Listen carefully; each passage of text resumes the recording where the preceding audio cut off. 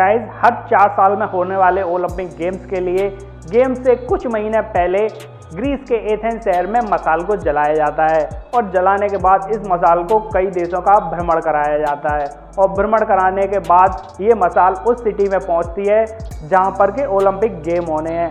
लेकिन इतने सारे देशों की यात्रा ये मसाल करती कैसे है? इसको एरोप्लेन का भी सफ़र करना पड़ता है।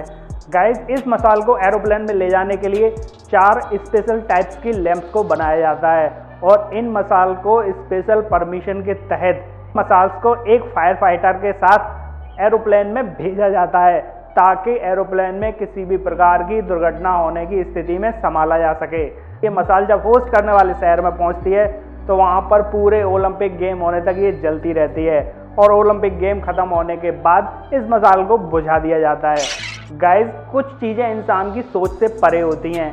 ऐसे ही कुछ घटना घटी हैदराबाद के कुंदनबाग इलाके में।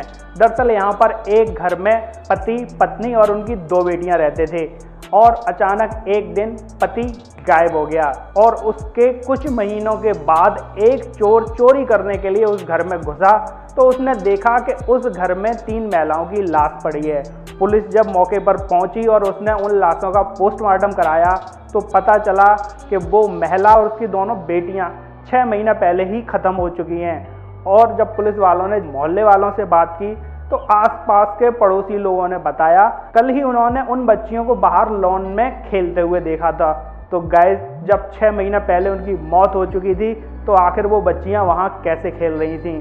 और तब से अब तक वो घर हंटेड घर के रूप में जाना जाता है। गाइस, ये पेड़ दुनिया के सबसे अमेजिंग लुकिंग ट्रीज में से एक हैं।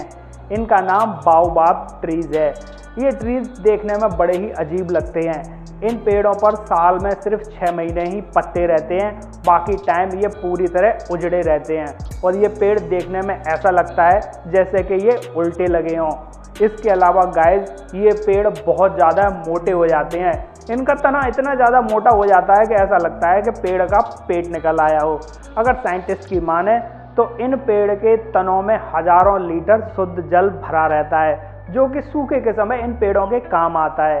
अफ्रीका की सरकार ने इन पेड़ों को संरक्षित ट्री घोषित कर दिया है। उसका कारण है कि इनमें से कुछ पेड़ तो 6000 साल से भी ज़्यादा पुराने हैं। गाइस, ये मछली पानी के अंदर ऐसी दिखती है और पानी से बाहर आते ही ऐसी दिखने लगती है।